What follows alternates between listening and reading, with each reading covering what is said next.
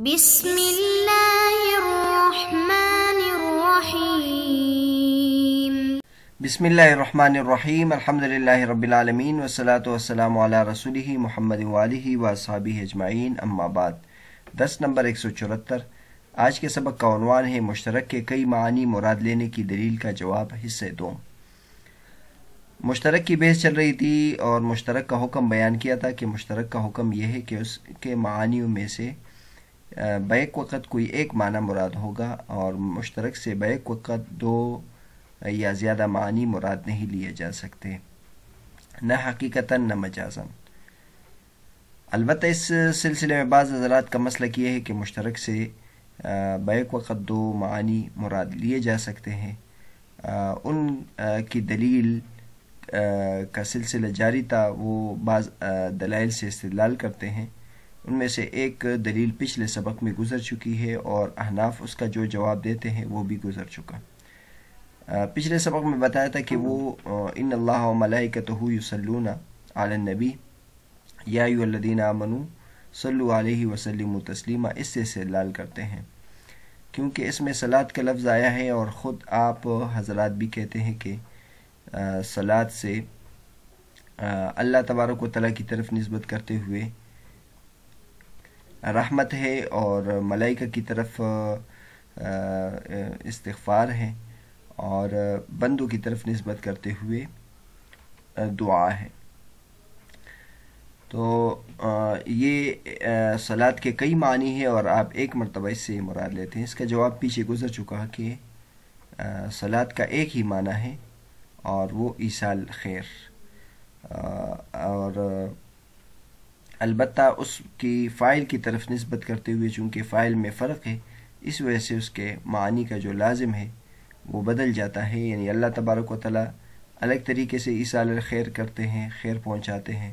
بندے ایک اور طریقے سے، اور جو فرشتے ہیں اور طریقے سے۔ جس طرح کہ محبت کا لفظ ہے کہ اللہ تبارک و تعالیٰ بھی محبت کرتے ہیں بندے سے، اور بندہ بھی اللہ سے محبت کرتا ہے، حالانکہ یہ جو محبت کے طور و طریقے ہیں اور صفت ہے، طرز ہے، وہ مختلف ہے، لیکن محبت کا جو لفظ ہے وہ اپنے حقیقی معنی میں ہی استعمال ہے۔ اس طرح صلاۃ کا لفظ بھی اپنے حقیقی معنی میں ہی استعمال ہے اور وہ ایک ہے، باقی اس کے جو تطبیق میں اگر اختلاف ہے تو یہ فاعل کی وجہ سے ہے۔ تو یہ حضرات مشترک کے بیک وقت کئی معنی لینے کے لیے ایک اور دلیل سے بھی استدلال کرتے ہیں۔ آج کے سبق میں دوسری دلیل ذکر کرتے ہیں اور اس کا جواب ذکر کرتے ہیں۔ فرماتے ہیں وَتَمَسَّكُوا أَيْضًا بِقَوْلِهِ تَعَالَىٰ أَلَمْ تَرَ أَنَّ اللَّهَ يَسْجُدُ لَهُ مَنْ فِي السَّمَاوَاتِ وَمَنْ فِي الْأَرْضِ الآية، حيث نسب السجود إلى العقلاء وغيرهم كالشجر والدواب، فما نسب إلى غير العقلاء يراد به الانقياد لا وضع الجبهة على الأرض، وما نسب إلى العقلاء يراد به وضع الجبهة على الأرض، فإن قوله تعالى وكثير من الناس يدل على أن المراد بالسجود المنسوب إلى الإنسان هو وضع الجبهة على الأرض، إذ لو كان المراد الانقياد لما قال وكثير من الناس لأن القياد شامل لجميع الناس۔ یہ حضرات اس اللہ تبارک و تعالیٰ کی آیت سے بھی استدلال کرتے ہیں کہ الم تر ان اللہ یسجد لہ من فی السماوات ومن فی الارض، کیا آپ نہیں دیکھتے کہ اللہ تبارک و تعالیٰ کے لیے جو کچھ بھی آسمانوں میں ہے، جو کچھ بھی زمین میں ہے، سجدہ کرتے ہیں۔ تو اس آیت میں سجود کی طرف حیث نسب السجود ہے یا حیث نسب السجود، دو اللہ تبارک و تعالیٰ نے سجود کی نسبت کی عقلاء کی طرف اور غیر عقلاء کی طرف، جیسے کہ درخت اور حیوانات، جانور۔ تو جو غیر عقلاء کی طرف نسبت کی گئی ہے اس سے انقیاد مراد ہوگا، وضع الجبہہ علی الارض مراد نہیں ہوگا، اور جو عقلاء کی طرف منسوب ہے اس سے وضع الجبہۃ علی الارض مراد ہوگا، کیونکہ اللہ تبارک و تعالیٰ کا یہ ارشاد وکثیر من الناس کہ بہت سارے لوگ، یہ دلالت کرتا ہے کہ سجود سے جو انسان کی طرف منسوب ہے وہ وضع الجبہۃ علی الارض ہے، کیونکہ اگر مراد انقیاد ہوتا تو پھر اللہ تبارک و تعالیٰ کا یہ ارشاد وکثیر من الناس یہ نہ فرماتے، کیونکہ انقیاد تو تمام لوگوں کو شامل ہے۔ یہ معترض کے اعتراض کی مکمل تشریح ہے۔ معترض اس طرح اعتراض کرتے ہیں، یا وہ جو حضرات یہ کہتے ہیں کہ مشترک و بیک وقت کئی معنی میں استعمال کیے جا سکتے ہیں، وہ اپنی دلیل اس طریقے سے بیان کرتے ہیں کہ اللہ تبارک و تعالیٰ فرماتے ہیں کہ اللہ تبارک و تعالیٰ کے لیے سجدے کرتے ہیں جو آسمان میں ہے، جو زمین میں ہے۔ اب اس میں یعنی مراد ہے کہ اللہ تبارک و تعالیٰ کے لیے سجدہ تمام مخلوقات کرتے ہیں، اس میں انسان بھی شامل ہے، اس میں فرشتے بھی شامل ہیں، اور اس میں چرند پرند بھی شامل ہے، اور اس میں جمادات یعنی پتھر اور درخت وغیرہ بھی شامل ہے۔ تو تمام کے تمام، اور واقعی یعنی اس آیت کا یہی مفہوم ہے کہ تمام کے تمام اللہ تبارک و تعالیٰ کے لیے سجدہ کرتے ہیں۔ اب یہاں یسجدو کا لفظ استعمال کیا اللہ نے۔ اب سجدے کی کہ جو کئی معانی ہیں، یعنی معترض کے سوچ کی بنیاد پر پہلے ہم یہ بیان کرتے ہیں۔ وہ یہ کہتے ہیں کہ سجدے کا جو لفظ ہے یہ کئی معنی کے لیے وضع کیا گیا ہے۔ سجدے کا ایک لفظ ہے انقیاد کے معنی میں ہے کہ اتباع اور فرمانبرداری کرتے ہیں، تابعداری کرتے ہیں، اور ایک یسجدو کا معنی ہے وضع الجبہۃ علی الارض، یعنی پیشانی کو زمین پر لگانا۔ تو وہ یہ کہتے ہیں کہ یہاں یسجدو ایک لفظ استعمال ہوا ہے اور دونوں معنی یہاں مراد ہے، کیونکہ انسان کے حق میں ہم اس کو وضع الجبہۃ علی الارض مراد لے لیں گے، زمین پر پیشانی رکھنا، اور دیگر جو جانور وغیرہ ہے یا بے جان چیزیں ہیں ان کے لیے ہم انقیاد کا معنی لے لیں گے۔ انقیاد کا مطلب یہ ہوتا ہے کہ اللہ کے حکم کے تابع اور فرمانبردار رہنا، اور یہ بات درست ہے کہ جتنے بھی مخلوقات ہیں یہ اللہ تبارک و تعالیٰ، انسان کے علاوہ جتنے بھی مخلوقات ہیں یہ اللہ تبارک و تعالیٰ کے حکم کے تابع ہیں، یعنی اللہ نے سورج کو ایک مقرر نظام کے لیے بنایا ہے اور وہ اس کے تابع ہو کر چل رہا ہے۔ کبھی اس نے انکار نہیں کیا ہے کہ آج مجھے نہیں نکلنا، بلکہ اللہ تبارک و تعالیٰ نے جو وقت اس کے لیے مقرر کیا اس کے حساب سے وہ چلتا ہے۔ تو اس طرح دیگر مخلوقات بھی ہے، اللہ نے جس مقصد کے لیے پیدا کی ہے اسی میں وہ گردش کر رہے ہیں۔ تو لہٰذا انسان وضع الجبہۃ علی الارض مراد لیا ہم نے، اور دیگر میں ہم نے انقیاد مراد لے لیا، تو لہٰذا ایک لفظ ہے اور اس سے دو معنی مراد لیے۔ اب اگر کوئی یہ کہے کہ بھائی یسجد سے ہم ایک ہی معنی کیوں نہ مراد لے، یسجد سے ہم انقیاد مراد لیتے ہیں جو انسان میں بھی ہے اور حجر اور حیوانات وغیرہ میں بھی ہے، تو اس کا جواب خود ہی یہ معترض دے دیتا ہے کہ آپ یہاں انسان کے لیے وضع الجبہۃ علی الارض ہی مراد لیں گے، کیونکہ اللہ اس کے بعد خود فرماتے وکثیر من الناس کے بہت سارے لوگ سجدہ نہیں کرتے، اللہ تبارک و تعالیٰ کی اطاعت نہیں کرتے، کیونکہ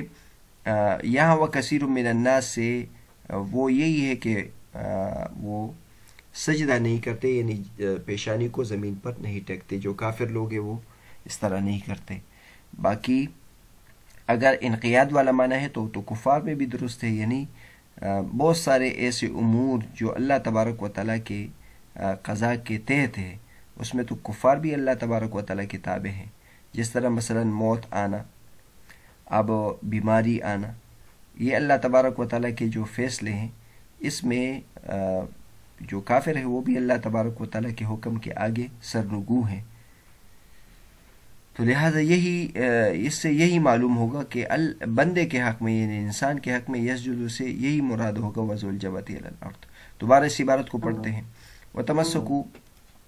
یہ حضرات اس سے استدلال کرتے ہیں کہ الم تر ان اللہ یسجد لہ من فی السماوات و من فی الارض، اللہ نے سجود کی نسبت عقلاء کی طرف بھی کی اور غیر عقلاء کی طرف بھی کی، جیسے درخت اور جانور۔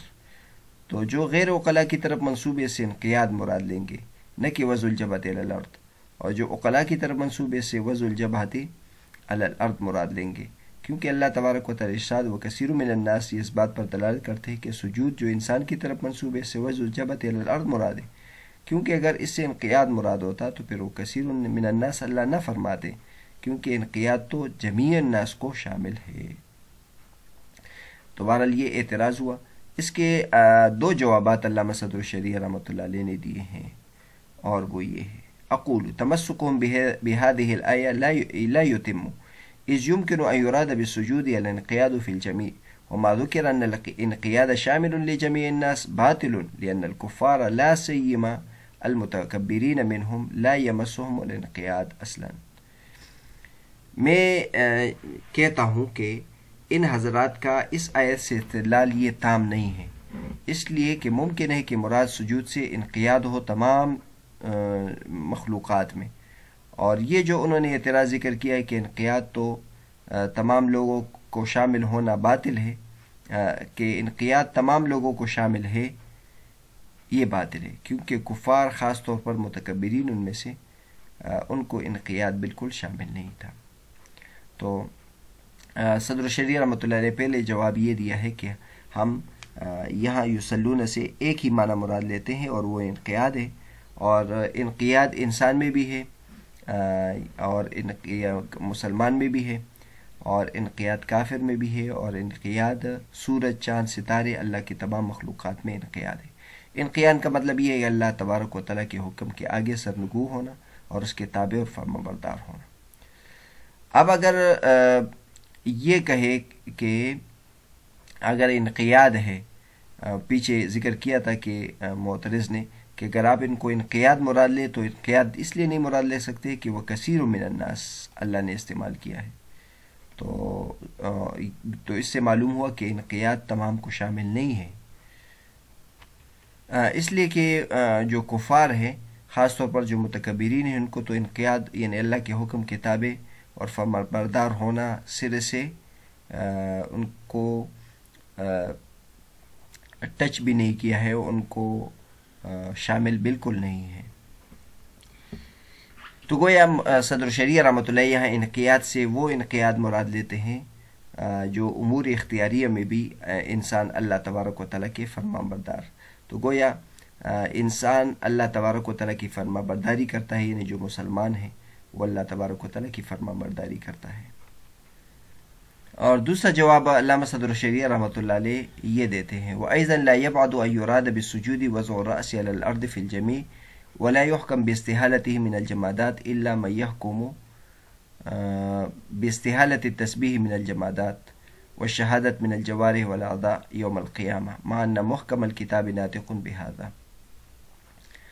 اور اسی طرح یہ بھی بعید نہیں ہے کہ یہاں سجود سے ہم وضع الرأس علی الارض فی الجمیع مراد لے لیں، یعنی یہ بھی ہو سکتا ہے کہ ہم یہ مراد لے لیں کہ پیشانی کو زمین پر ٹیکنا مراد ہے، اور وہ انسان میں بھی مراد ہے، اور وہ شجر و حجر جو جمادات ہے اس میں بھی مراد ہے. اب یہ سوال پیدا ہوتا ہے کہ انسان واقعی اپنی پیشانی زمین پر رکھتا ہے اور وہ اللہ تبارک و تعالیٰ کی تابع اور فرما بردار ہوتا ہے، لیکن جو جمادات ہے یعنی شجر حجر وہ تو اللہ تبارک و نہ ان کی پیشانی ہوتی ہے اور نہ ان کا پیشانی رکھنا ہوتا ہے. تو اس کا جواب علامہ صدر الشریعہ رحمۃ اللہ یہ دیتے ہیں کہ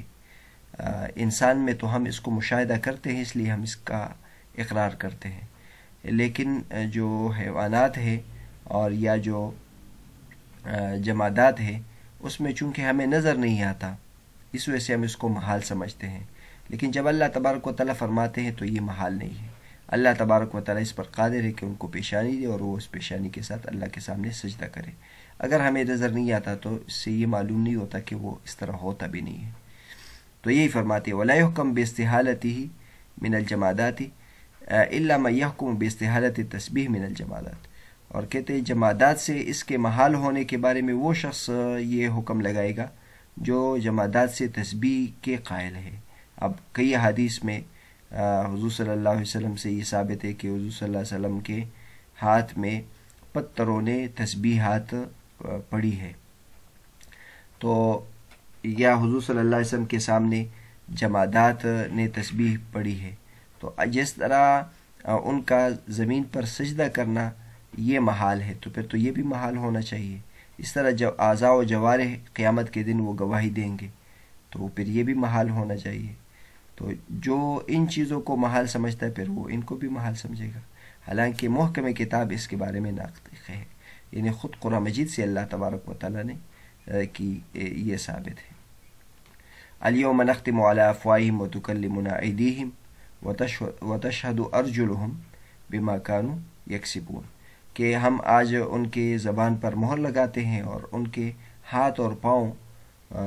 کارگزاری سنائیں گے. تو اس سے تو قرآن مجید میں ہے، اور یہ صحیح حدیث میں منقول ہے کہ نبی کریم صلی اللہ علیہ وسلم نے